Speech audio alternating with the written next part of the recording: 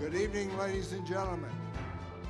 On behalf of the Doherty and Lee County Republican parties, welcome to our Congressional Forum featuring candidates for the 2nd Congressional District in Congress.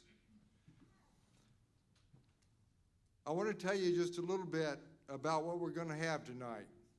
This is not a debate, it is a forum. A forum is one where we are going to have each candidate have an opportunity to tell you about himself or herself.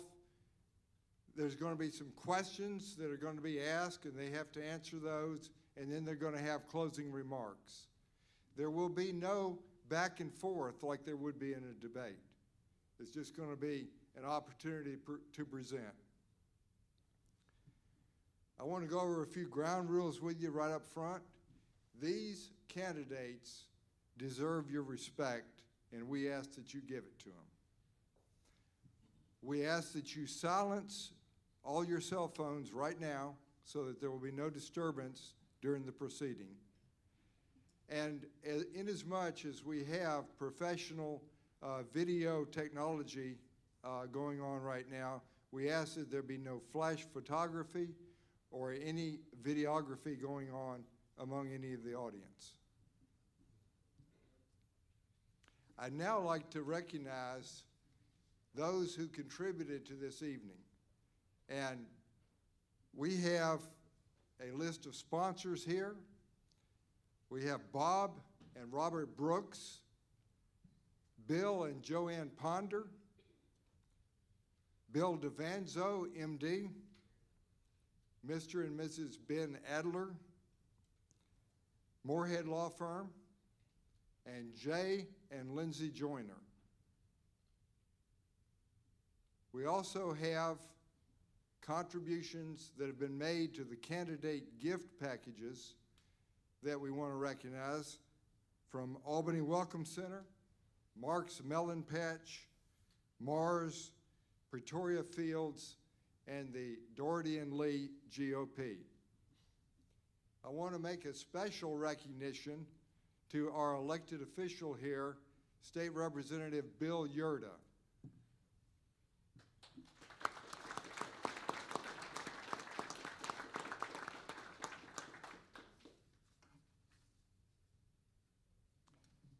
I'm now going to call on Mr. Tom Ledford to come forward and give our opening prayer. Tom is a member of the Gideons International, an organization which has distributed more than 2 billion Bibles worldwide. Tom?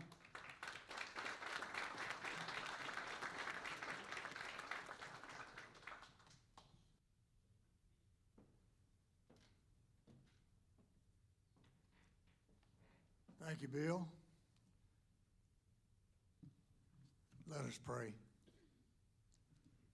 Father, we humbly come before you this day, sinners saved by grace through faith. We ask that you give us wisdom, Father, and understanding. And we ask that you be with the candidates that have come to tell us about their positions, about what they see as the future for our great state in Georgia. We are sinners saved by grace, Father, but we thank you. Thank you for your mercies. We thank you for our history in this country. We thank you for our founding fathers who years ago, Father, they fought for our freedom. They wrote the Constitution. They gave us the Bill of Rights. And we have those Bill of Rights, Father, and that includes the freedom of speech, the right to peacefully assemble. And we are here today to peacefully assemble, to listen to the candidates, Father, so that we may judge who best to serve and represent our great state of Georgia. We are sorely divided in this country today, but Father, we ask that you give us wisdom and understanding. And let us as a nation, let us return to you and let us learn to respect each other, Father, and to go forward as a united nation, one God, one nation under God. Now, we ask that you bless our speakers, guide, guard, direct, and protect them in their campaigns, Father. And we ask that you bless America. May God bless America. Amen.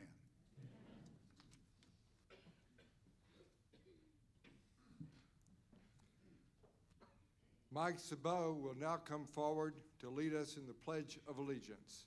Mike is the chairman of the Board of Elections in Lee County.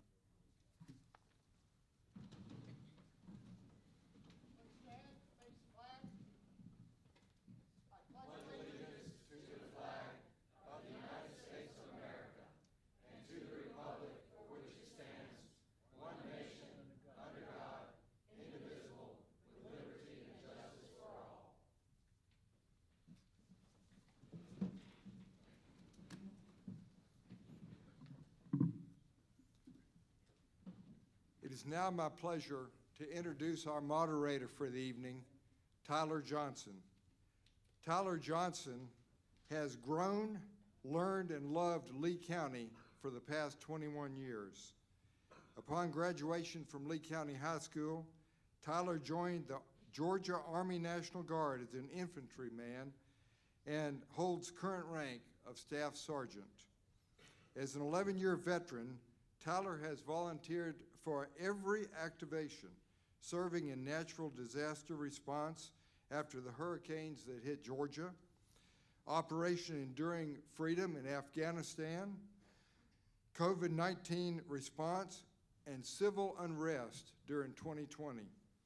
Tyler has received over 20 state and federal awards for his outstanding service and dedication to our state and country.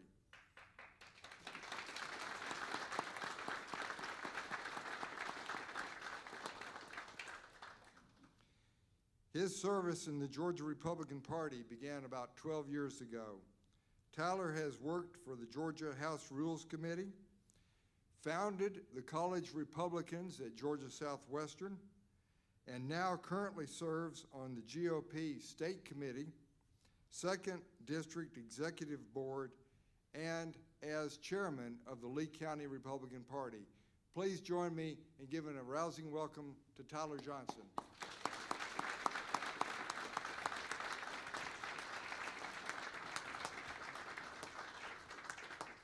Thank you, Bill. And I am very excited for what we got going on tonight. This forum is going to be great. Early voting, it is only 10 days away, so this may be the last time that we hear from a candidate before we go vote at those polls, before we choose the one that's going to defeat Sanford Bishop in November this year.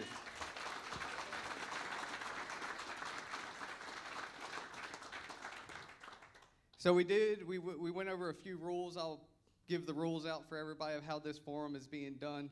And we spent many months on this project, and all the candidates, they've agreed to these rules. And so all the questions that you hear tonight, they got divided up into 6 different envelopes. 3 questions in each envelope that will be given to the candidate when they drew a number when they first arrived. So they'll be given the questions when they arrive at the podium. At that time, they'll open up the envelope and see the questions. And they'll be given 3 minutes for an opening statement, 5 minutes to answer the questions. We'll start from candidate 1 through 6, and then we'll come back by for 4 minutes on closing arguments or closing statements from 6 back through to number 1 there. And so let's welcome the candidates here. We have Jeremy Hunt, Miss Vivian Childs, Wayne Johnson, Paul Whitehead, Chris West, and Rich Robertson. Jeremy, your turn for 3 minutes, opening statement.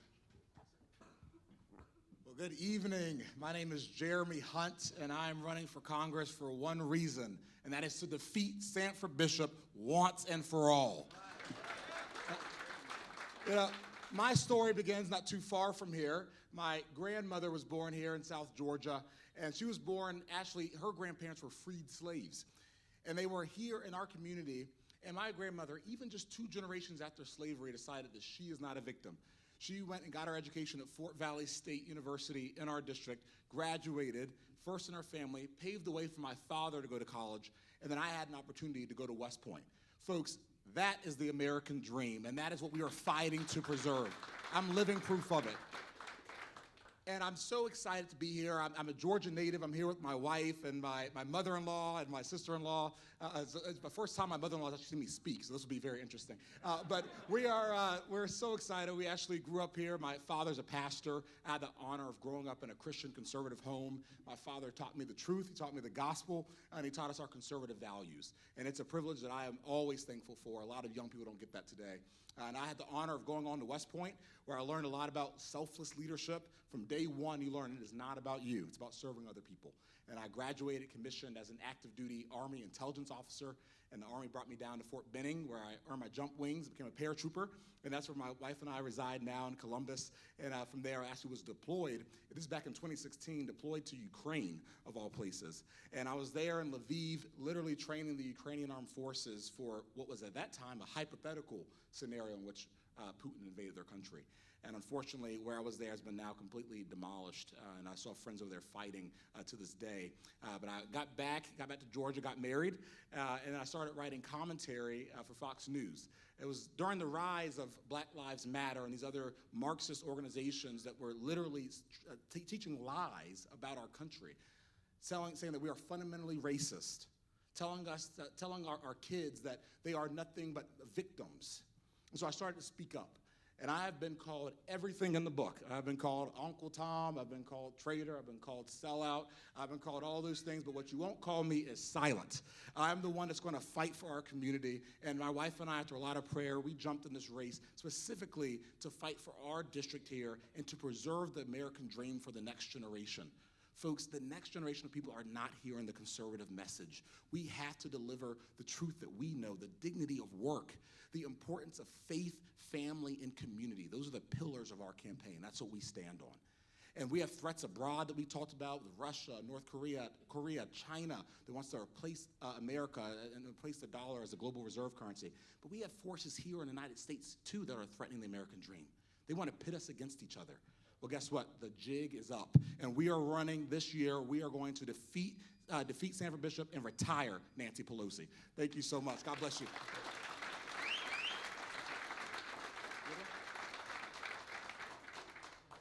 While you read those questions, I'll read them out loud for everyone in the audience to hear. And at the conclusion of my reading of the questions, your 5 minutes will start. What is your position on the selective use of tariffs against China for its currency manipulation and predatory trade practices? Which practical skills or leadership experience can you share that will exemplify your qualification to represent this district? Do you believe our election system needs to be fixed or strengthened? If so, in what way? Awesome. Well, I'm going to start with the last one and work my way up. First and foremost, yes, our election system needs to be fixed. There are so many people walking around, even Republicans, trying to gaslight our community, telling you, oh, don't look here, nothing to see here. We have to ask the questions. I'm thankful that now we have gotten rid of Mark Zuckerberg delivering all these funds to our community to build ballot drop boxes only in Democrat districts and Democrat counties. That's wrong, and we're thankful that we've now, with SB 202, have kind of fixed a lot of those issues.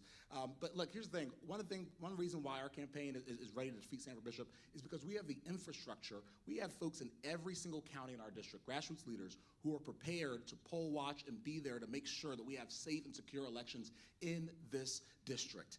Sanford Bishop has been doing this a long time, folks. Some of you might have been here back in 2010 when Mike Cowan was declared the leader, but in the middle of the night, suddenly a new box of ballots was found in the middle of the night.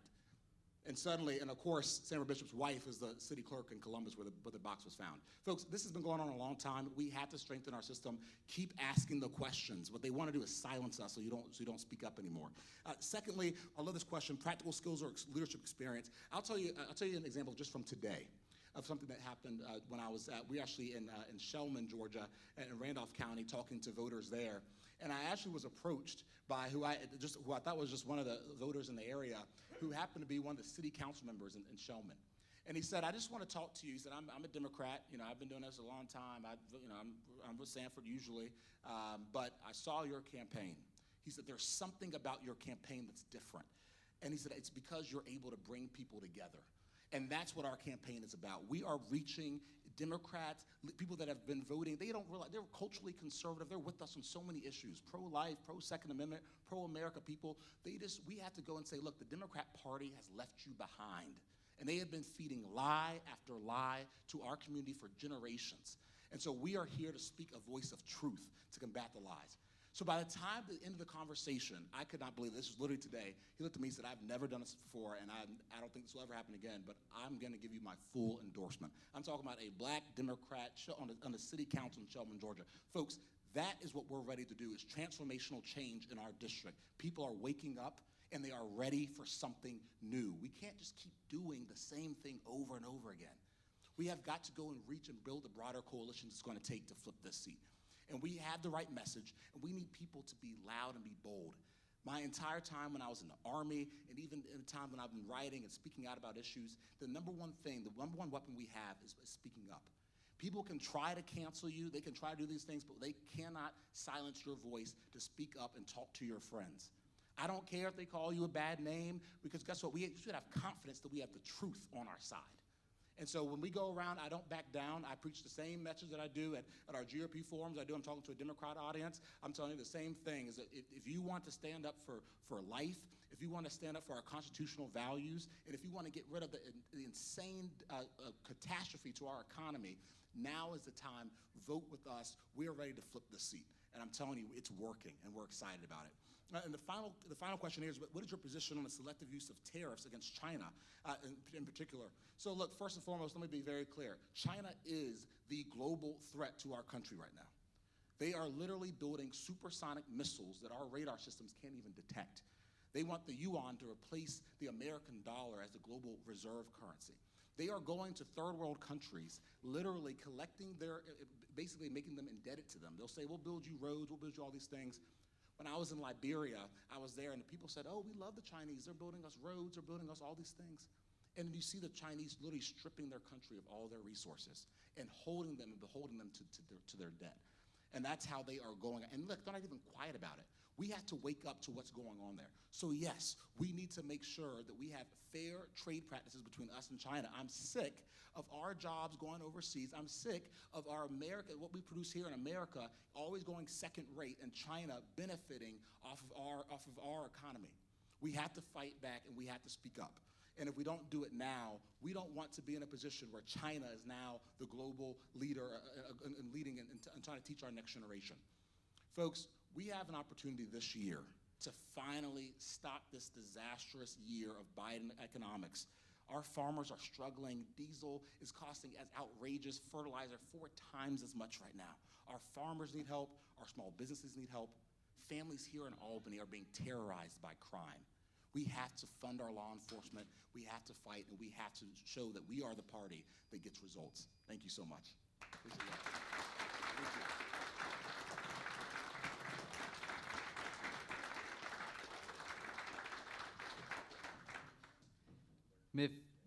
Ms. Vivian Childs, please, for your opening statement.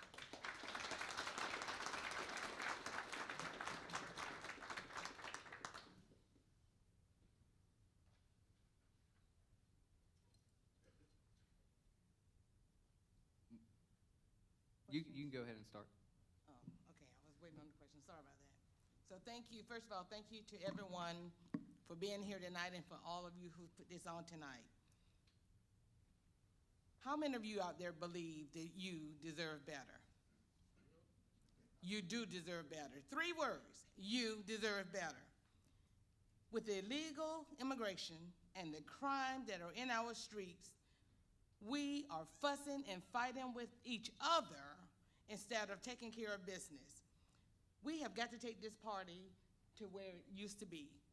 We began here in the Republican Party. People always ask me, well, Miss Vivian, what made you come to the Republican Party? I said, I don't think you understand the beginnings.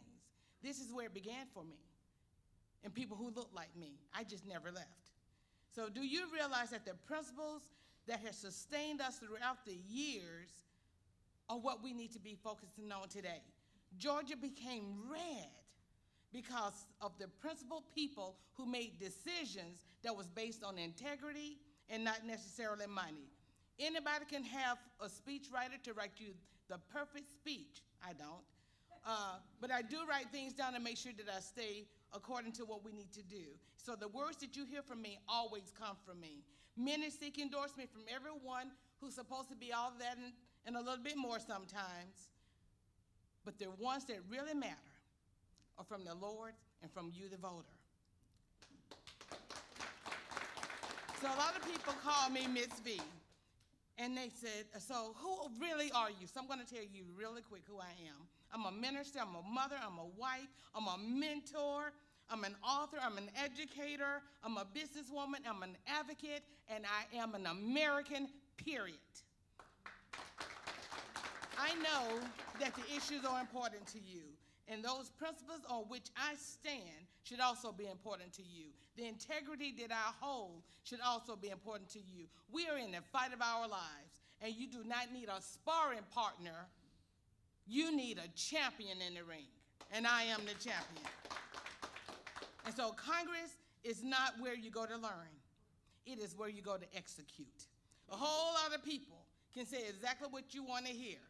They can talk the talk, but have they walked the walk? We need a results-driven leader, someone who's authored while some other people are still reading. And so let us not sacrifice our opportunity to win this thing this time. We can do it. We've done it. And prayerfully, we've got to get rid of the administration that we have embarrassing us each and every day on TV. So remember, beautiful people are found on the inside. That's where your heart is, just like a pearl that's found on the inside of a shell. Thank you.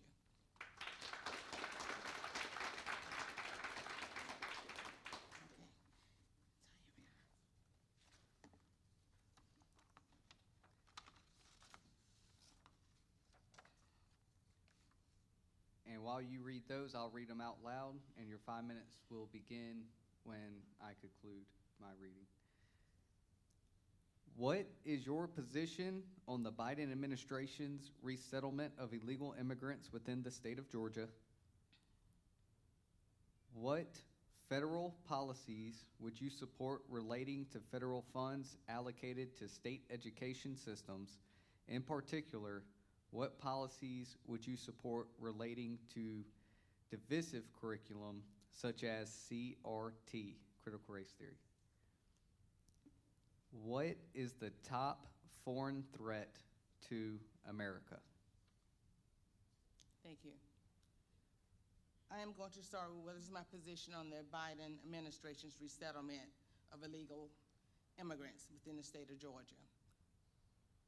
Within this United States, period, I'm upset with what is happening. I have been afforded the opportunity to visit many countries because my husband was in the military, my father was in the military. When I went to Spain, or when I went to Europe, or when I went to Korea, did not matter. I had to enter with a visa. If you did not have the proper documentation, you could land up in jail.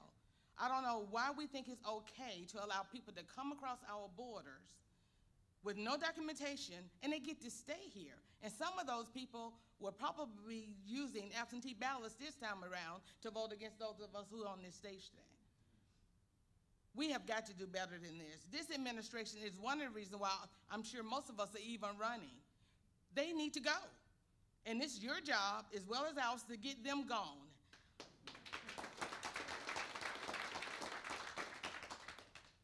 But I don't want anyone to leave here think I am not for immigrants. I am. I'm talking about illegal immigrants.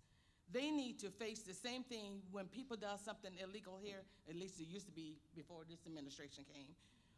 You had to suffer for when you did something wrong. But why should they be able to come over and face no consequences? So first of all, we need to start by securing our border. Our former president, President Trump, had that thing all worked out, had everything in place, and then this administration came to cause chaos at the borders. The other question is, it says, what federal policies would I support relating to federal funds allocated to state education, in particular CRT? Let me tell y'all something. CRT is a crisis. I don't know who thought that was okay to try to implement. I was in Florida, and I actually led a room full of people, teachers, educators, administrators. I know a lot of people say, oh. But anyway, that is not acceptable in our schools. We have a difficult enough time trying to teach our kids reading, writing, and arithmetic instead of trying to implement issues that should be handled in your home. I do believe in partnership between homes and schools and businesses. That's what you do. But CRT, no one needs to tell my child what gender they are. I've already established that, and they knew that when they were born. I'm not going to apologize for going against anything that thus says the Lord. I'm a minister, and I proudly stand there to do that as well. But educators, I don't know, there may be educators here, but many are telling me, Miss Vivian, we know you're an educator, we're leaving. We cannot sit under the rules that they are bringing to us. So you know what I'm going to suggest to all of you? If your schools are doing things that are not what you know they should be doing, there's something called the school board, and they have elections. Get the right people into the schools. That is one power that we have been given, is the election system. Just like now, we're talking about the people that are in Congress and everywhere else making bad decisions. This is your opportunity. So please don't let anyone ever tell you to stay home. That is your right to vote, and I need you to do that. I taught that to my students, and I'm telling you that today. Call all your friends, your relatives, send them to the polls. If we do not get rid of what we have right now, I don't know what America will look like the next time around. 13 months has been bad enough already. And so it says, what is the top foreign threat to America? I have to tell y'all, someone said this to me, and I'm just going to tell you. They said the Democrat Party is the big But I will tell you this, I love everybody. I don't look at you by how you vote. I vote Republican. I'm a minister. I'm a child of God, and that's what I am first. I vote Republican. We need each and every one of us, all of us, to get this thing right. And so just as someone was saying earlier, people are looking. They're questioning their vote. It is up to us to make sure that we handle that. The other foreign threat, China. Do y'all know how much land, farmland they're buying up in America? Ask us how much land we can buy in China. I lived in the Azores. Ask me how much land I could buy in the Azores. We need to do something about that. But yes, China, inflation is another one. We've got to do better. Sorry, my time is up. Yes, ma'am. Thank you.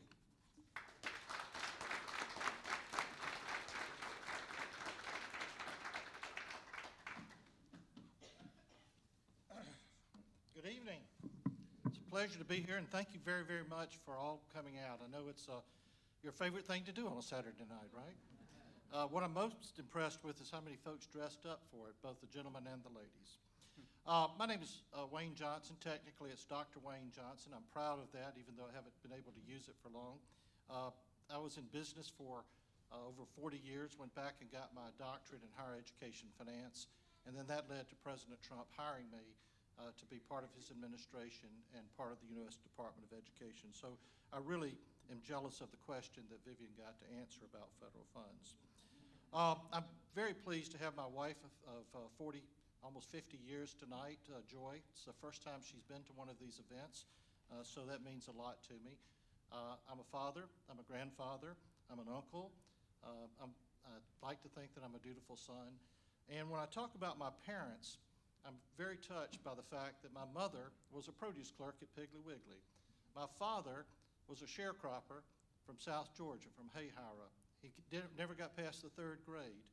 Yet together they raised me and they raised my 4 siblings, all of which who have gone on to be quite successful. Depends upon how you judge success. People talk about the American dream. We just looked at it as the American way. That's what you did. You got up, you moved yourself forward, you helped your family, you helped your neighbors, and it wasn't aspirational, it was just getting on with getting on. And that's basically what I feel about that particular point. You know, people have said, Wayne, why are you running? And I said, I'm deeply concerned about the soul of our nation, and I'm deeply concerned about the economic future of our nation. But I'm very focused on the needs of the business people, the needs of the citizens, the needs of the military, the needs of the folks here in middle and southwest Georgia. We can talk about Washington all we want to talk about. We can talk about everything else. But if at the end of the day the needs here aren't met, then Washington has not worked for us. Our job is to make sure that Washington is working for us. So what do I think and why me? I bring maturity, I bring experience, I bring business know-how, I bring having worked in Washington. I'm proud to say that I've already saved everybody in this room some element of billions of dollars, and I know how to do it again. The most important thing I will say is I want to make Washington work for you. I'm not about making it work for me. I'm not about making it work for some other, Washington power elites who want to power up a candidate and see at the end of the day what they can get them to do for them once they get up in Washington. I'm the hardest working son of a gun you're ever going to find to be your congressman, and I want you to trust me with your vote. Thank you.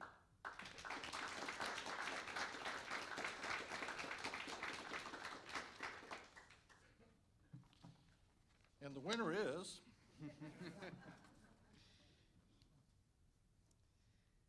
So as you read those, I'll read these, and when I conclude, your 5 minutes will begin.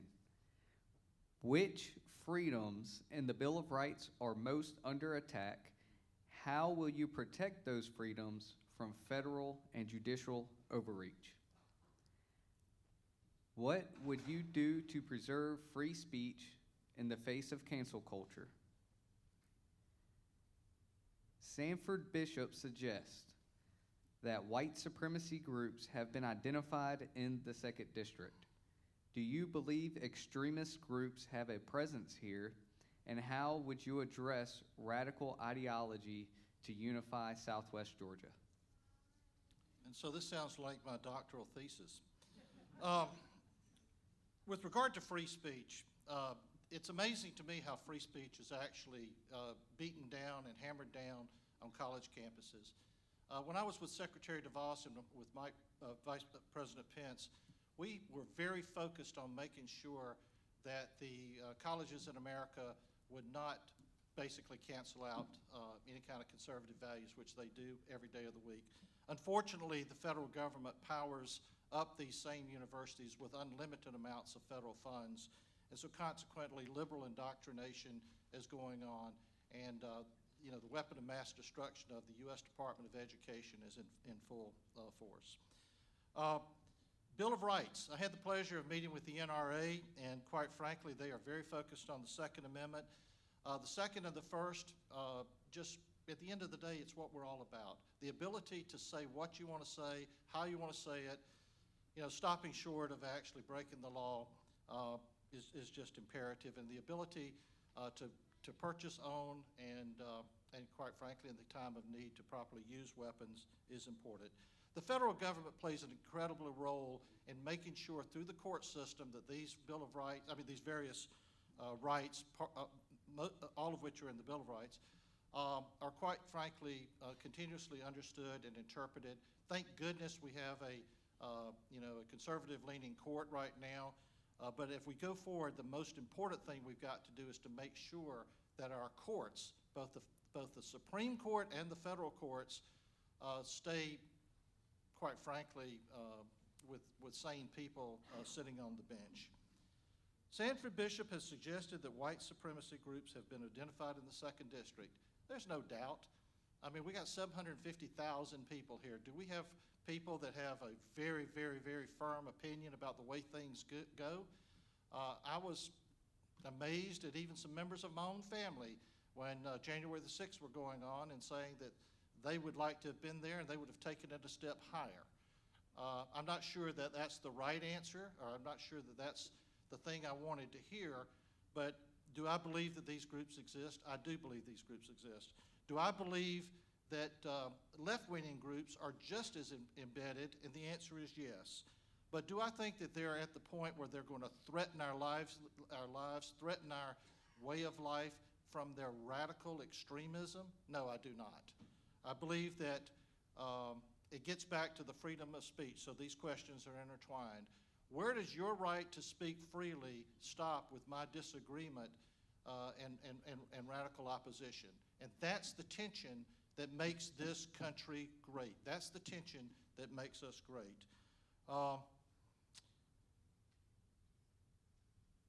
do you unify Southwest Georgia? Well, first of all, let's keep in mind, Middle Georgia is also in the district, you know, from Macon to Columbus. It's honesty. At the end of the day, everything we do is about being honest about who we are, what we believe in, and it's also about respect. You know, I was listening to somebody the other day that said we've lost 2 great institutions' influence during the past 2 years. We've lost the institutional influence of the schools, and we've lost the institutional influence of the churches. And we have got to reinstate the institutional influence of the churches and of the schools. And I was remiss earlier when I was introducing myself. I'm also very much a patriot. I'm also very much a Christian. I just go about, as they say, walking the walk instead of talking the talk. Now, I've got a minute here, and I'm going to digress and go off script, because I think I've answered the questions, have I not? Yes, okay. sir. Before you are 6 people that want your trust and want your vote to be able to represent you. If we're talking about election integrity, it starts with candidate integrity. Make sure that every candidate before you is always truthful to you. Make sure that they're not being bought and paid for by people out of Washington, because that's happening, and we can't put up with it. At the end of the day, the people in Georgia need to decide who's going to be the United States congressperson from the state of Georgia, and not who has decided to power up some big bags of money for some of the candidates that are in this race. Also, make sure you know exactly where they came from, where they grew up, and don't buy into some of this discussion that, well, I've been here for forever. I'm vested in this district. I've put over, you know, a lot of money in property and ad valorem taxes. So look at people Wayne. that are for real. Thank you. You're 5 minutes up.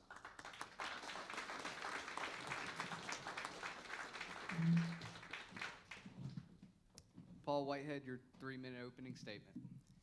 I'd like to start out with a little joke. Exactly. So a husband and wife, they're celebrating their 25th wedding anniversary. And they go to this fancy beach vacation, and they're walking down the beach, and they're having a great time. You know how it is when you go on with your partner on a vacation to the beach. And they run across a genie in a bottle.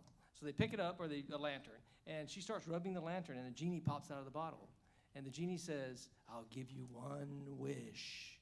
And she goes, "Oh my God, honey, I've been having such a great time here. It's been so wonderful. You know what? I want to come back to this exact same place 30 years from now." And so the genie goes, "Poof, you got it."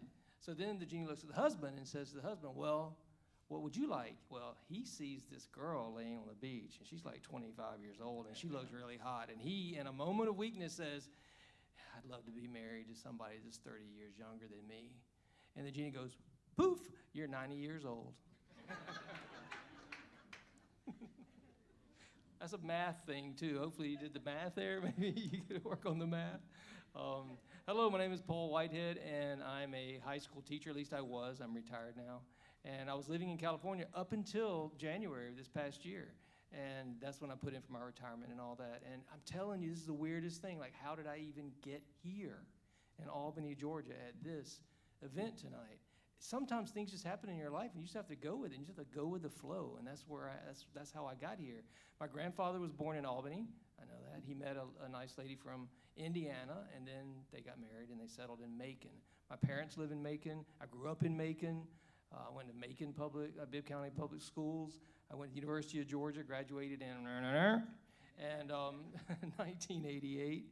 Then I went to Cal State LA and got my master's. I got my master's in education, and I've been to Dartmouth too. So that was pretty cool. One of the things I'm interested in, and this is where it's going to get a little touchy with you guys, so I apologize. Legalization of legalization of marijuana, and for medical purposes, and CBD. CBD.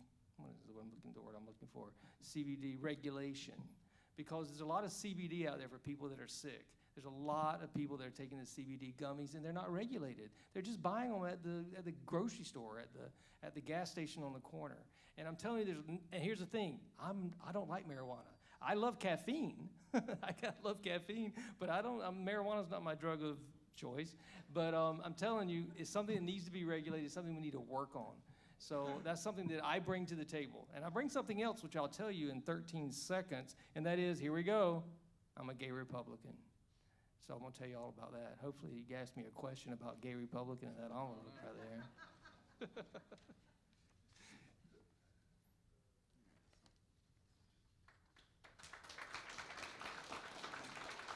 Oh, and by the way, I forgot to say when I stood up, I was trying to get my joke together. Thank you for the event tonight. Thank you to Pamela. Oh my God, if I get elected to this position, I'm going to beg Pamela. I'm saying, Pamela, would you please come work for me in Washington, D.C. or in the district? Thank you, Paul. Because, what? Oh, sorry. We got to get to the questions. Oh, that's right, the questions. My bad. So as always, when I conclude my reading of these questions, your 5 minutes will start. Okay, sorry, guys.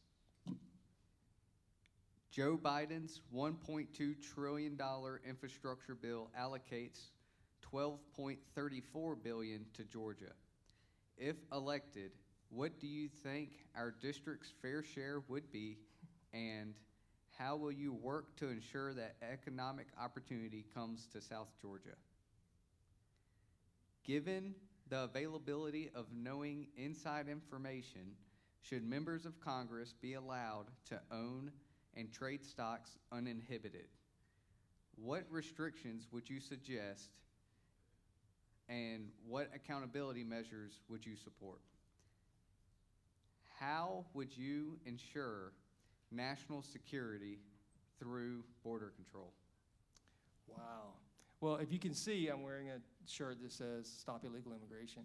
In California, right, I won a Republican primary in 2004. I know that's crazy, right? But I ran and won a primary over two others, and I got these shirts made, and T-shirts and signs that said Stop Illegal Immigration. And I'm telling you, back then, I was the most hated person in the race because they were like, oh my God, that's so horrible, that's so terrible. Why can you even say that? Now, this is true. This is happening. California is going to pot. It just got that. California is terrible because of illegal immigration.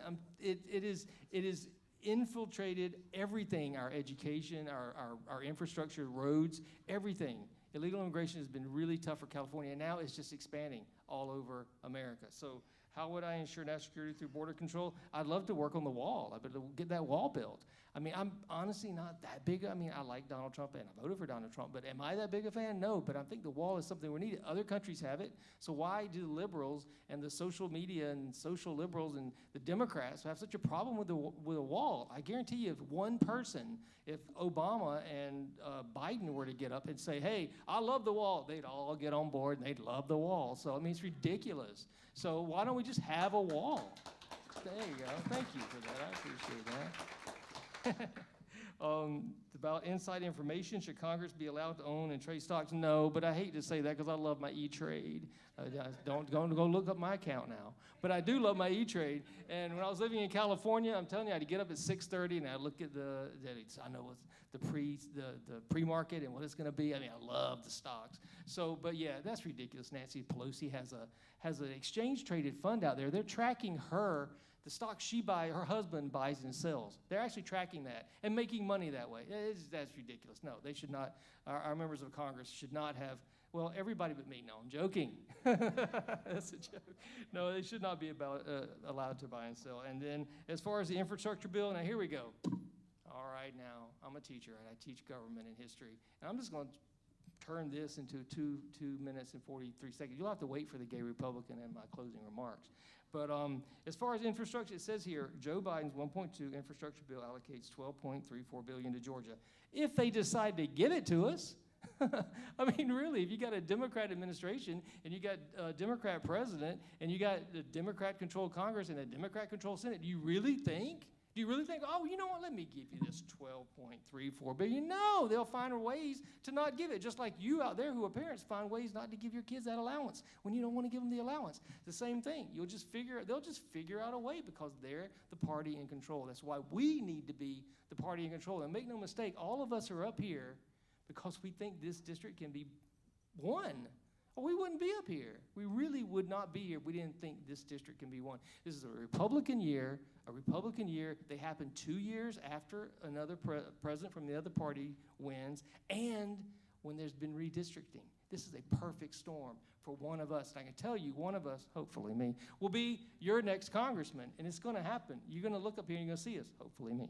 And so anyway, I want to say what our district's fair share would be. They'll change it. They'll come up with whatever our fair share will be, and then they'll change it. They always pull the rug out from under us.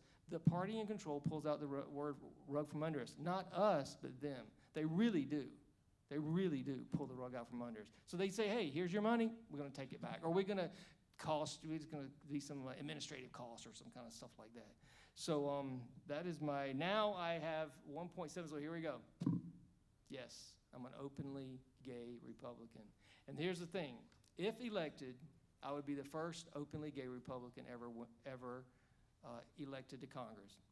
Now, there have been Republicans that are gay, but they came out after they had run and was elected. There's never been a Republican that says, hey, I'm gay, and why don't you guys pick me in the primary and elect me? Not one. So history would be set right here in Southwest Georgia. And you say, well, history would be set for you, Paul. Well, that's true. Actually, I don't mind being in Wikipedia. That'd be kind of nice. But I'm telling you, what would happen is we would give a message to the rest of America, to the rest of the world. The Republicans are not hating people. We're not full of hatred, and we just hate people because they're gay, or we hate people because they're any other thing but a white male. No, that's not what Republicans are. Republicans, we really aren't that way. And I looked up 7 seconds. Somebody tweeted me and said, do you really want to be a part of that party? And I tweeted him, I said, yes, because as far as I'm concerned, it's the only party. Thank you, Paul.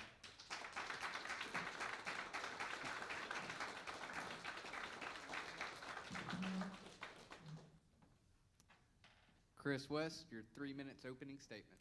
Thank you. I'm Chris West. I'd like to tell you a little bit about who I am, why I'm running, and why this matters. So first, I'm a Christian. I'm a believer and follower of Jesus Christ. I'm a commercial developer. I lived with my wife, Jenny, of 14 years in Thomasville. We're members of First Baptist Church. I'm also an officer in the Air Force. I serve part-time with Georgia's Air National Guard stationed at Robins Air Force Base. Why am I running? So this time, and that was a lot of fun. Paul's kind of hard to follow you, but first time being on the stage with him. But there are a lot of families hurting out there, and there's a lot of businesses that are looking at this administration, what they're doing to our country, and they're looking at 3 more years, and they're wondering how they're going to survive. And I got to tell you, our country we're in perilous times. The inflation's through the roof. Gas prices are outrageous. I've been talking with a lot of farmers this week. They don't know how they're going to pay their diesel fuel and pay for fertilizer. They don't know. They could do one but not the other. So we've got to make some changes. Now, why does it matter? What kind of Republican are we going to send to Washington? And first, we've got to beat Sanford Bishop. So we've got to find somebody that's going to beat Sanford Bishop. But we don't want to have Republican buyer's remorse after the fact. If we get to elect somebody, we send them up there, and then they look like, we've got a Liz Cheney or somebody like that from down here that we're not proud to be our congressman. So I think it's very important who we send up there. And I'd ask you folks, as people who care about this country and care about your vote, who are coming out here and getting educated, take a look at these candidates. Take a look at what we believe and what we've said and what we've done and stand for. You know, I'm proud to stand with President Trump. I publicly endorsed him in 2016 early and been proud to stand with him the whole way. And that's because he has put America first. When he governed, it was America first. And that's what you get with me.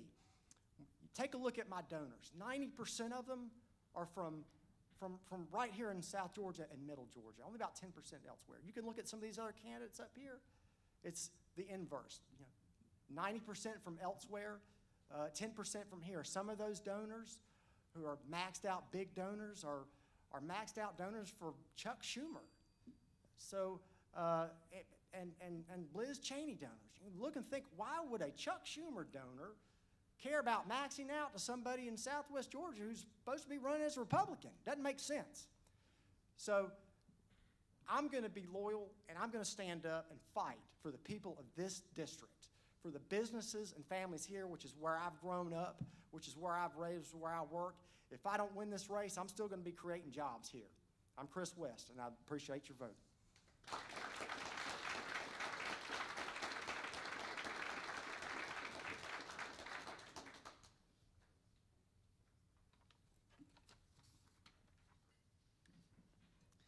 And as always, we'll read the 3 questions, and as I conclude, your 5 minutes will begin.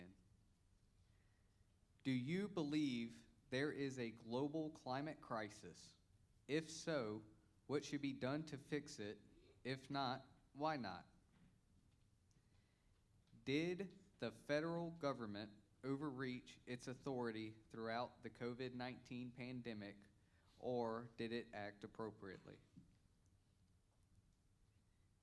In the face of recession, what are the major tenets of your economic policy? I'm going to kind of take these in reverse order. In the face of what is the tenets of your economic policy? It's America first. You know, energy. What did Biden do on day one? He came in and canceled the Keystone Pipeline permit. Foolish. You know, even what he said was for our environment. Well, they've got the pipe still laying on top of the ground from what I understand, because the company's bankrupt. They're invested $1 billion, and they're suing the administration, as my understanding. I hope they're successful in being able to go back, because they should be able to rely on what the government told them. But all of these things don't matter if we don't defeat Sanford Bishop. Sanford Bishop defeating him should be number one. He's undefeated right now. We've sent, 12 or 13 Republican candidates against him over the last 28 years, 30 maybe, and we keep getting the same result. We've tried a couple different angles. I'd ask you to take a look at my resume. Born, raised, lived, and worked in this district. Our company has created jobs and commercial developments in 28 of the 30 counties in this district by my count. That's a lot of relationships that we've built. That's a lot of city councils we've been before, county commissioners we've been before, to work to make things happen, to provide jobs for this district. It's relationships with people that go back years, that people can look at me and say, yeah, we've known him, we did this over here. His dad, yeah, they did that over in Columbus. They used to work with Flournoy whenever they were over there. We know that family, this people in Columbus. So we've got to beat Sanford Bishop first before we can get to these other things. And the fact that, look, I serve at Robins Air Force Base and work on a day-to-day basis with a lot of people that, if maybe they're not military personnel, they could be federal civilian contractors, or federal civilian workers, or civilian contractors, that they're now newly into this district. And a lot of those folks up there know me. They know people that know me if they don't know me personally. And we'll be able to say, you know, we don't know Sanford Bishop, but we serve on the base with Chris, and you know, the guy always does what he says. When he says he's going to get something back to us, you know, he gets it back to us on time, and so I understand what the folks up there around the base face, and you know, right here in Albany, Marine Corps Logistics Base, it's very, very important to this community. If we were to lose MCLB Albany, it'd be very traumatic for this community. So that sort of gets into the economic policy. Did the federal government overreach its authority through the COVID-19 pandemic? Did it act appropriately? Certainly it overreached its authority. Fauci? Good gracious. Hopefully we learned some things through that, right? Not to overreact, not to just listen and be right there at the media, everything they tell us to think and believe. Hopefully we learned some things. We spent $6 trillion through the COVID response. Some of our businesses needed some of that money to stay afloat. I get that. It was challenging. But probably we should have looked a little bit closer at where some of that money was spent, because ultimately we've got $30 trillion, right? Our national debt's $30 trillion. It's not sustainable. If we keep sending up Republicans that are just go along, get along, that don't fight, that don't push back against stuff, that go along with just whatever leadership says, we're going to end up with higher national debt. And at some point, it's not sustainable. At some point, we won't be able to service it. And then it becomes a national security concern. Global climate crisis. I'd have to look into that one a little bit. I mean, to me, the climate goes up and down. I've been around, but I don't know about the climate crisis. I think there's probably a lot of other things we gotta fix before we get there. Thank you. So I've got a few seconds left.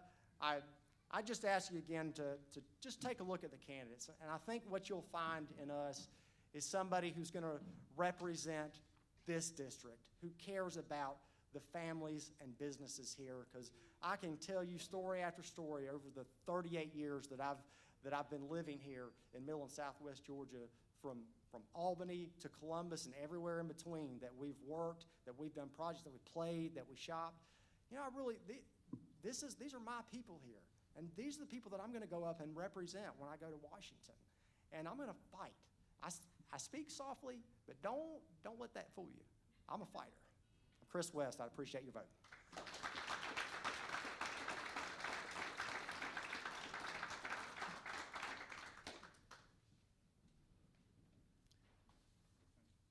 Rich Robertson, your 3-minute opening statement.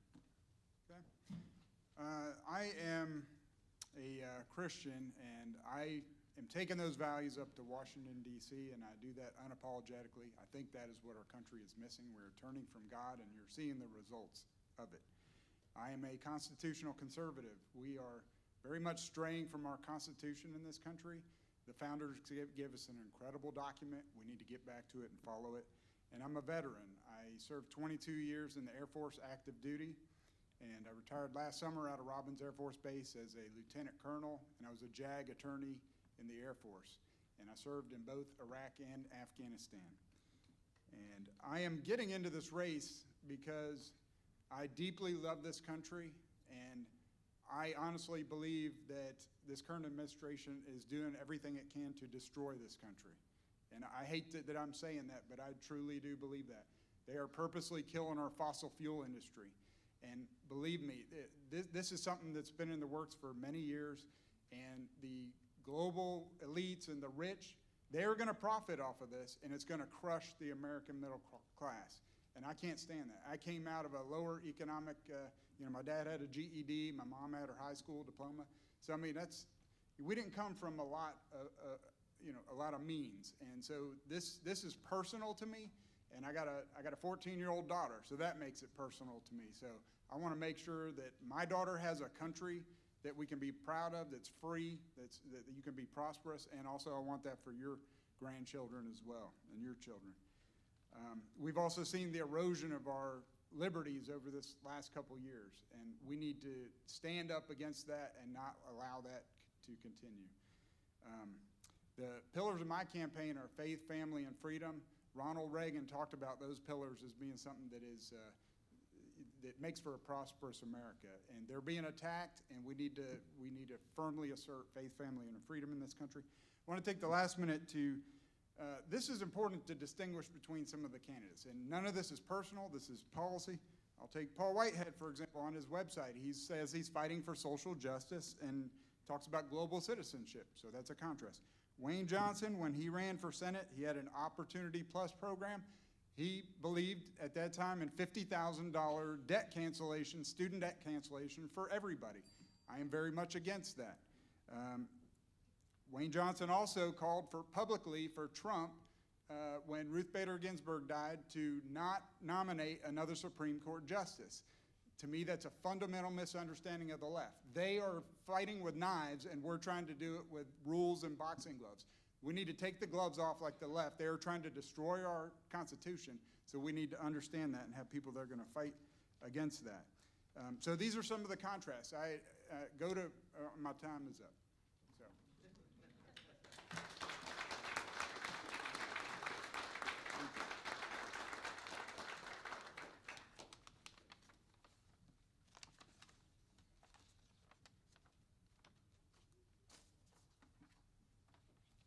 And as I conclude reading the questions, your 5 minutes will begin.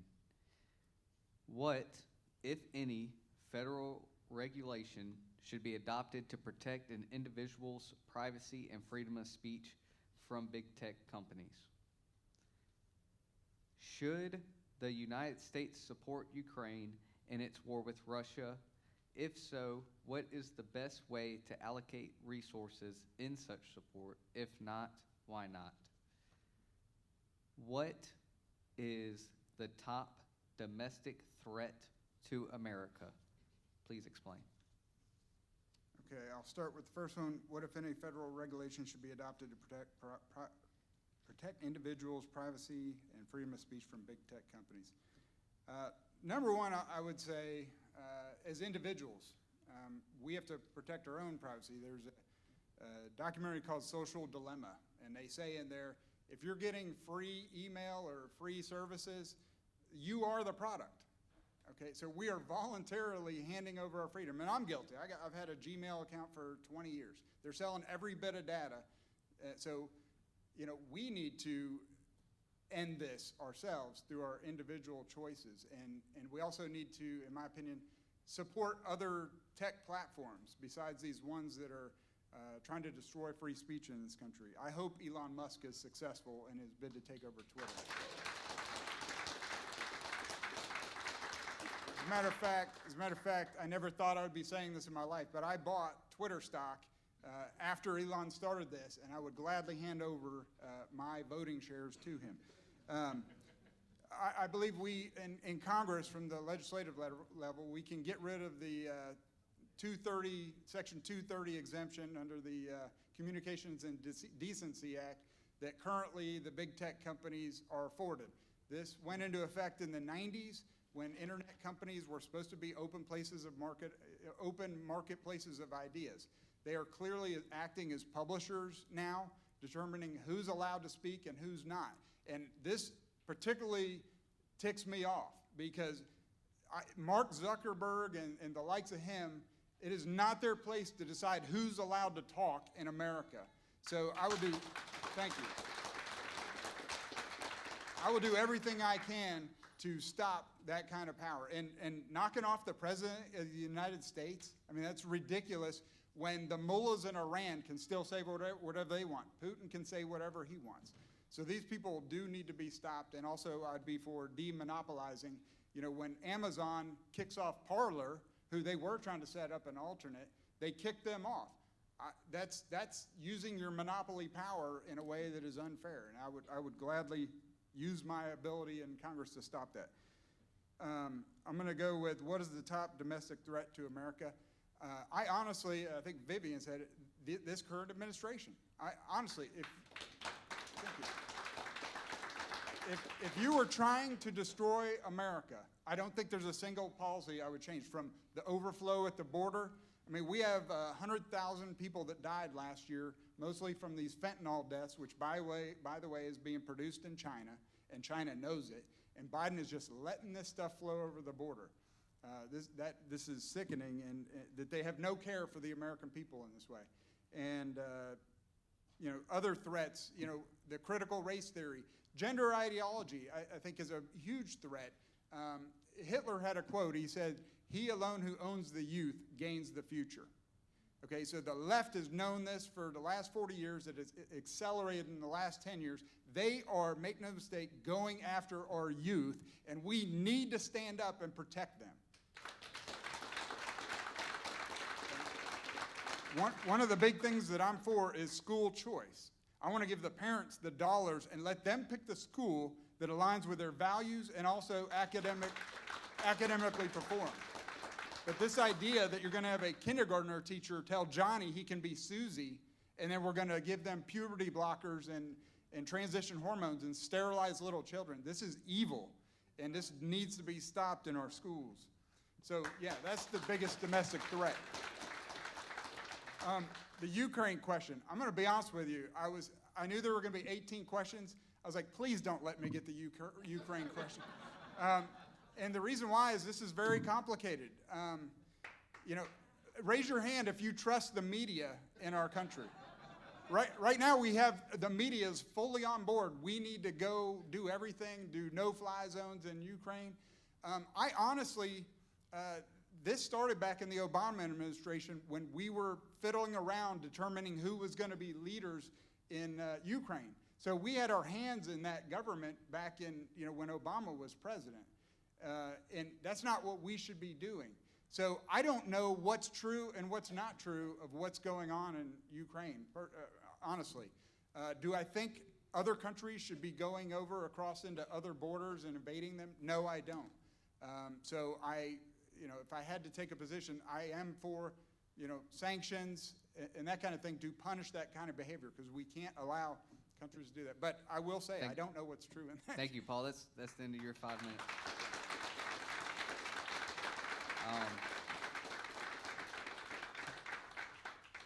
We will now transition into a 4-minute of closing statement and response. And so you'll start off with that, and we'll come back down the row from 6 to candidate number 1 on this side. Okay. For closing, so I believe in a limited federal government. And one other, thank you. One other distinction, you know, Jeremy talked about, you know, supporting the law enforcement and ending crime epidemic in Southwest Georgia. I 100% agree with that notion. And I 100% support our police and think they've been wrongly vilified. The media has spread lies and let them go like hands up, don't shoot. It's a complete lie. There's many of these cases where they let a false narrative go and cities burn as a result. And now we're having it where we can't even recruit. Why would you want to be a police officer in this country right now? You get paid little, and you're the enemy, and you're potentially going to be prosecuted in some areas just for doing your job. So you want to talk about threats to America, that's a big threat. But as far as philosophy, I don't think the federal government needs to be doing the law enforcement down in you know, Southwest Georgia. That's how you get the DOJ doing pattern and practice declarations where they take over and they're running things in Ferguson. Then you have the Ferguson effect, which is a real thing where police draw back, and it actually ends up being worse for the communities. People are getting killed because the police aren't proactively doing their job. So I'm very leery about the federal government's involvement in our local law enforcement. The biggest problem with law enforcement is DAs that aren't doing their job. We got a, thank you. We got a DA in New York City they have a crime epidemic going on, murders, you know, you name it, and she's worried about making it so Trump can't run again. That's what she's focused on. And then San Francisco, I mean, it's just crazy there. So we need people to do DAs, but that's a local thing. So, you know, I love this country, and like I said, it sickens me to see what's going on in our country. I want to go up to Washington and fight and stand for, like I said, Christian values and make no apologies. I want to secure the border in this country. I'll support there's a governor running in Arizona, or a candidate named Kerry Lake, who's talking about invoking the Section 1, or Article 1, Section 10 of the Constitution, that if the federal government's being derelict in their duty of securing the border, she's going to say, I'm being invaded, which is for real, she is. And as a congressman, I would support her efforts to put troops on the border, do whatever she needs to do. So until we get Biden out of there. Sanford Bishop voted for something called the Equality Act. It expressly removed religious liberty. It was an anti-discrimination LGBTQ bill. It expressly removed religious exemption from that bill. So what that means is your church that stands on the Word of God, they could now be sued if they don't hire LGBTQ. And no offense, Paul, but if you believe in the Bible that marriage is between a man and a woman, or that God didn't mess up when he created men and women, if you have a church that stands on that, well, now you're opening it up so the ACLU can sue that church. And I believe that's the true purpose of that bill. It would also put biological men in women's prisons. And I'm going to defend women. I think that's wrong. It would put biological boys in girls' sports teams and steal their scholarships and put them in locker rooms. We had the Loudoun County case where a boy raped 2 girls in that county, and the school board tried to hide it. So I'm going to protect our children from this. And you know, I'm going to stop forced vaccines. Any military member that had to take that experimental vaccine, I want to bring them back into the military. That's one of the first things I want to do with the NDAA is get that back. And I have a whole list, but I don't have time. Thank you. Thank you, Rick.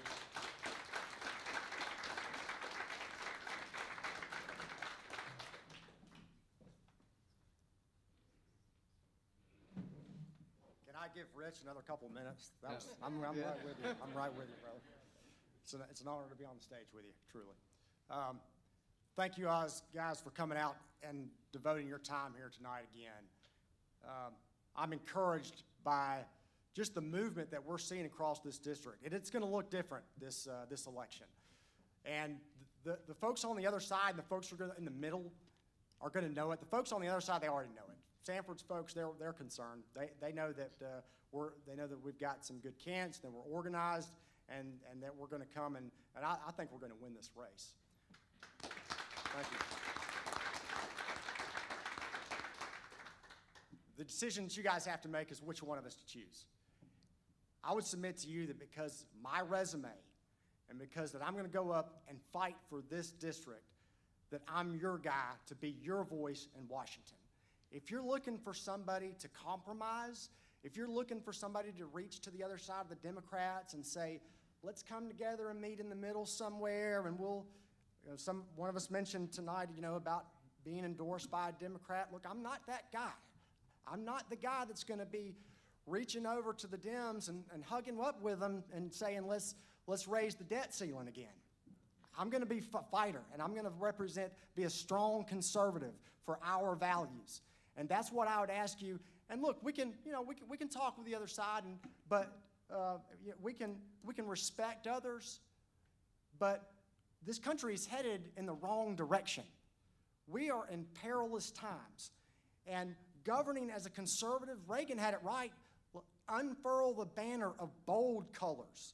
That's what draws the other side to us. That's what draws the middle to us, because it's our ideas that are what's good for this country.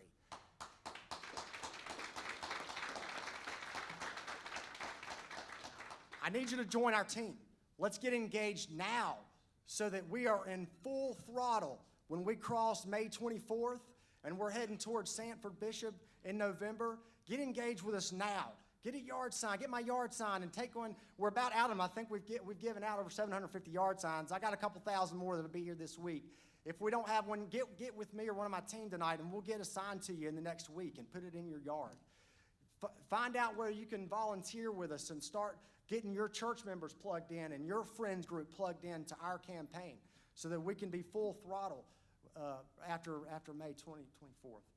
My website is Chris West GA. Just go on www.chriswestga, check us out. But y'all have seen me and y'all have heard from me. If you got any questions of me, my cell phone number is 229-873-0687. Call me anytime, please, after midnight, between midnight and 5 a.m. I try to get a little bit of sleep. Other than that, call me. I'm Chris West. I appreciate your vote. Thank you very much.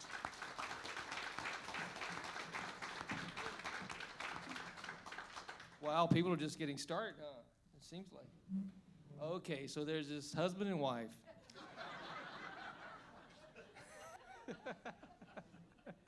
No, really. There's a husband and wife, and they're driving down the freeway, and the guy just got a brand new sports car, right? Oh, and this is his second wife, and she's a hot babe. So they're riding down, they're in their sports car, and they're riding, and he starts going fast and fast and fast. He was trying to get to the big city, right? They were going to go shopping. It was like a Friday night. And all of a sudden, he hears the sirens in back of him, and he keeps going faster and faster and faster. And then his new wife says, hey, you got to slow down, you got to slow down. So then he finally slows down, he pulls over to the side, and the cop walks up and he says, okay, you know what, it's Friday night, I'm really tired. So how about this? If you give me an excuse I've never heard in my entire life, I'll let you go.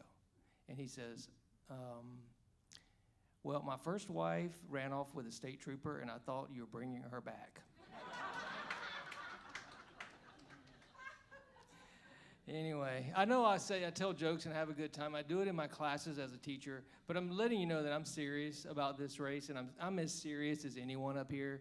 I've been with the Republican Party since high school when I helped elect George Israel, the mayor of Macon, and worked for George Bush in Washington, D.C. I was appointed by Trump to the Interior Department. It was a special appointment that you can see on my website, which is thatwhitehead.com. Even that's funny, right? Thatwhitehead.com. And I want to respond to Mr.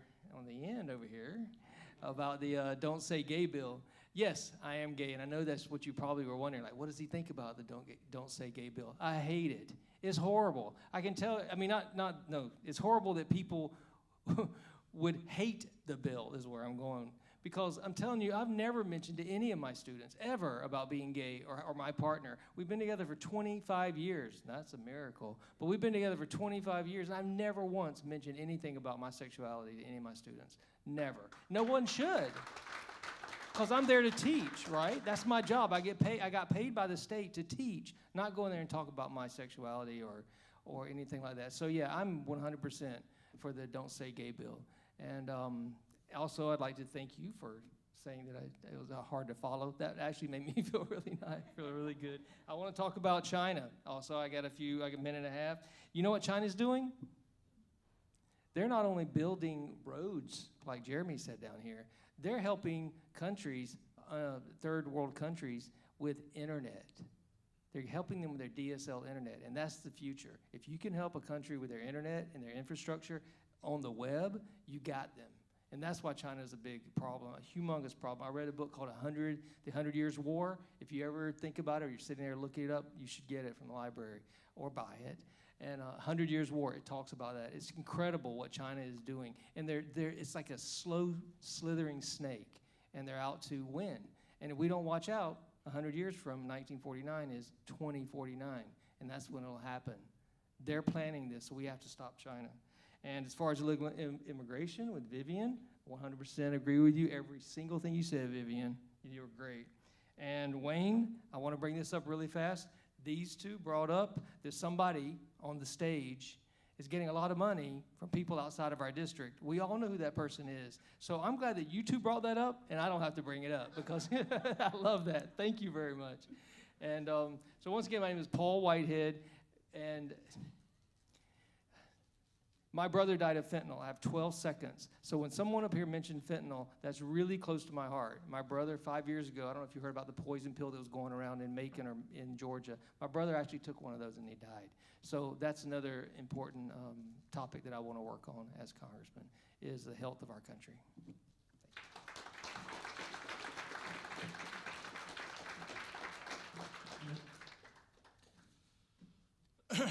I hate to be the one to bring a little sobering reality to here. You know, the folks in this room, actually we represent, 2 or 3% of the most informed aspect of the Republican Party. We're the ones that have to come to these meetings. We're the ones that pay attention. But the reality is, this particular election, we have for the first time the opportunity to win it, but it's actually not going to be won by the people in this room. It's going to be won by whether or not we can carry the conservative Democrat over.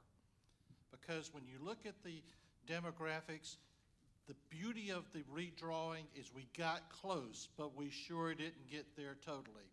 So this isn't a shootout between the Republicans up here to who's going to be the primary and then go on to actually win the election. It's the only seat in Georgia whether it's Democrat or Republican is not already predetermined. So what you got to decide, and the people, other folks have got to decide, by the way, at the primary level, 95% of the people are going to be white, middle-aged. That's what we're going to have to go through in terms of the Republican primary. But when we get into the general, it's going to be majority Democrat. We will actually be in the minority as we go to the polls. And unless we're sober and realize that Sanford Bishop's going to look at each one of us, and he's already done it, and he's going to decide which of you am I most hopeful is going to be my opponent. I'll guarantee you it's not going to be me, because I can take Sanford Bishop on any day of the week. I can match him with experience. I can overpower him with maturity. I can actually, go forward and bring forth the things that are wrong with this district that he has not pointed out. We're not going to beat it by just beating up on Sanford again, because he's been beat up on so many times and he's passed it. We're going to win because we've got a new district. And whether one of us is going to be able to take advantage of that new district is what it's going to all be about. And it's not going to be about somebody that has flown in, showed up a couple of weeks before they're making an announcement, that's popped up and propped up and funded out by some Washington elites who don't give a damn about what's going on in the 2nd District. The only thing they want is somebody in Congress that they can groom to be their whatever. And I, for the one, don't want the 2nd District shackled to that person who has to meet the obligations of the amount of money that has come in from the outside. I cannot be more sincere about this. If we fail this time, it is shame on us. And what we have got to do is make sure that we're appealing enough to the conservative Democrats who, by the way, are middle-aged. They may have a different skin color, but they have the exact same values that we have. And I see them every day. I saw them in the parking lot at Mike's just down the road today. And the man, or the woman actually, shook my hand and said, "You're the kind of person, in fact, you are the person that I want to be my United States Congressman. I don't want to go through the game of having Sanford win again. I'm the guy that Sanford most fears, I promise you. I got the resources to make it happen. I got the conviction. I got the experience. And quite frankly, I've got the heart for it." So with that being said, I want to admire the courage of Paul Whitehead. He speaks truth. He speaks truth because of who he is and what he's about.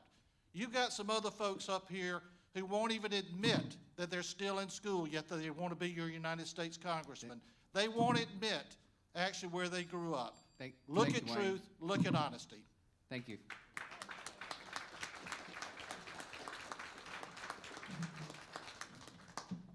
Ms. Vivian Childs, 4 minutes.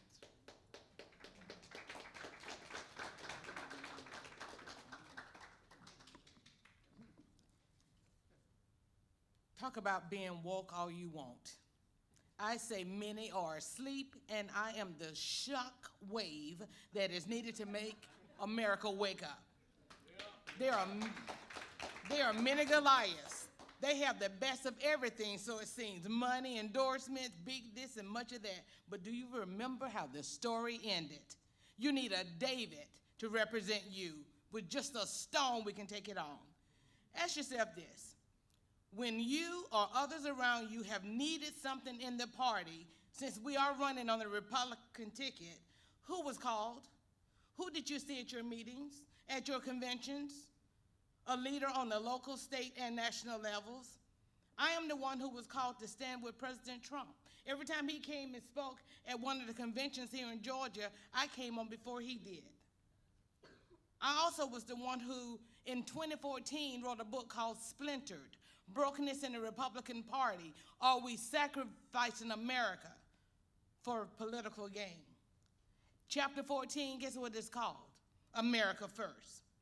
Let me just tell y'all, they are after our babies in and outside of the womb.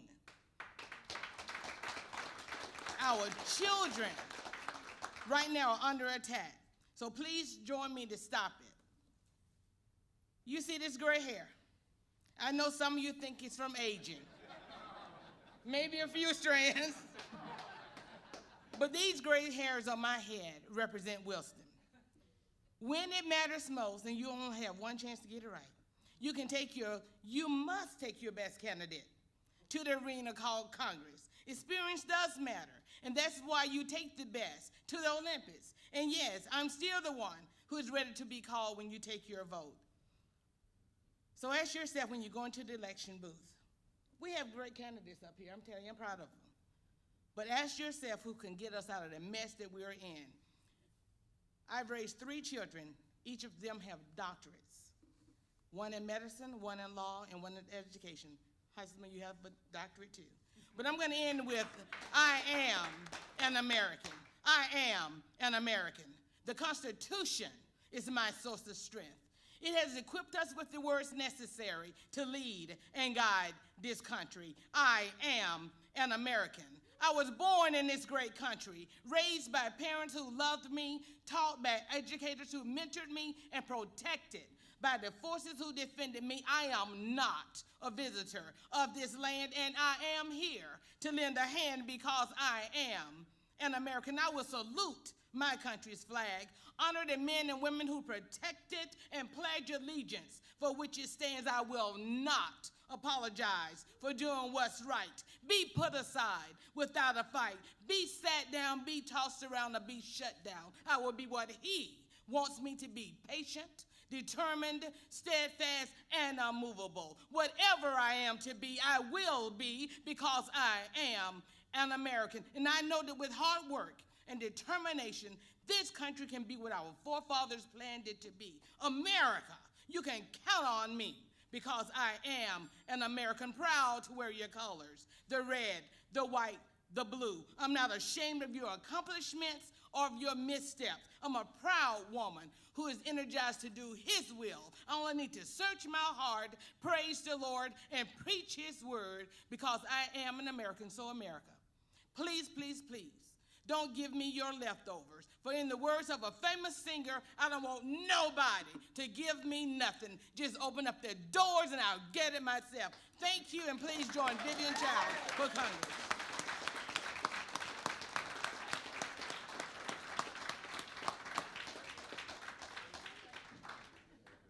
Folks, thank you so much for just being with us all evening. I'm Jeremy Hunt. I'm running for Congress. I am the only candidate on this stage that is prepared to defeat Sanford Bishop. We are going to have to run a campaign that is different than what we've seen before. I'm telling you, we can't just ride the red wave. Sanford Bishop has been here for 30 years. He's an entrenched incumbent.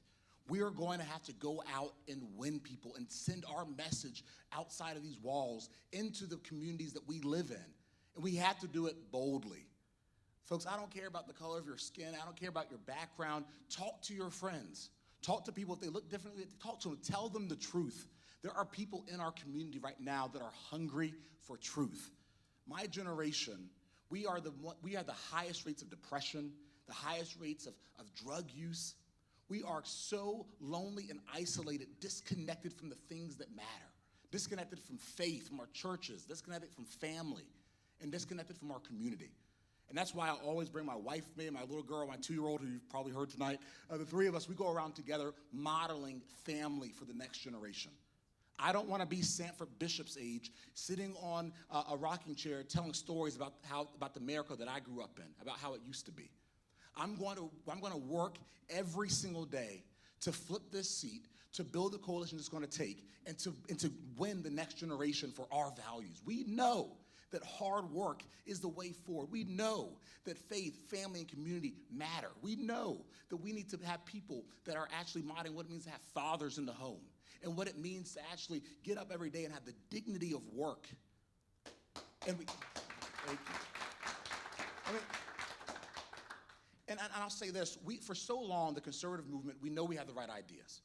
We know that we know limited government. We know all these things. We need legislators that are going to go to Washington and get things done on day one. First off, we have to get our border under control. Right now, we have illegal immigration flooding into this country, literally millions of undocumented folks in our country. We don't know where they're going.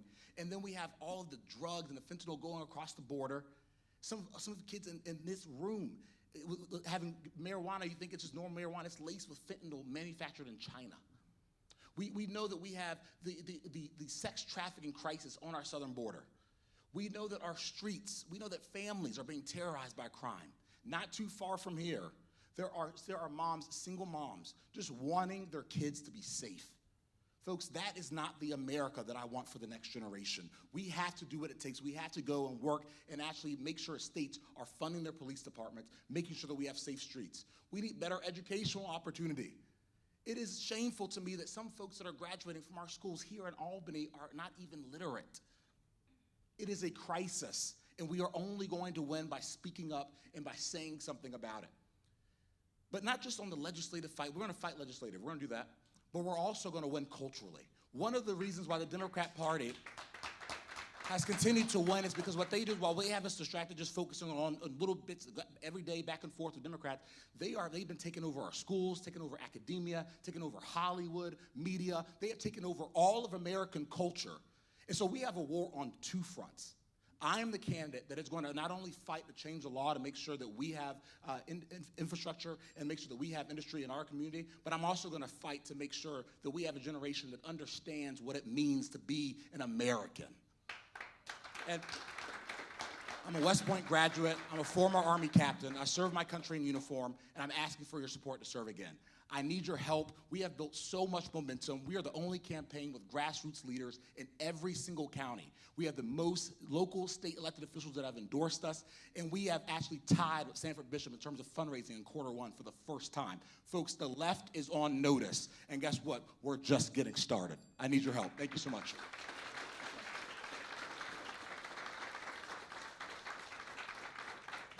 Ladies and gentlemen, please join me in giving a round of applause to this wonderful slate.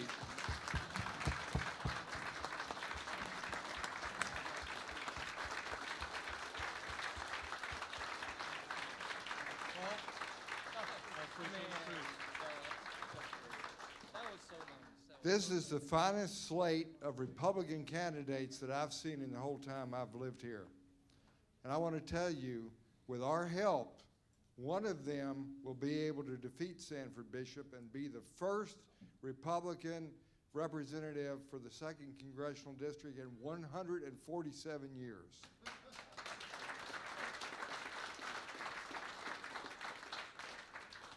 To give you the maximum opportunity to be able to ask questions and interface with these candidates going forward, we have made arrangements for them to have separate tables in the Nancy Meade room, which is right down the hallway to the left. And we ask that you go down there after this meeting and have a chance to meet and talk with them further and ask them any questions that you may want. Because in the end, it's all going to be up to us whether we get out and vote to get one of these people in. And I ask you to do that. Now, with that being said, that concludes our forum for the evening. Thank you, and God bless America.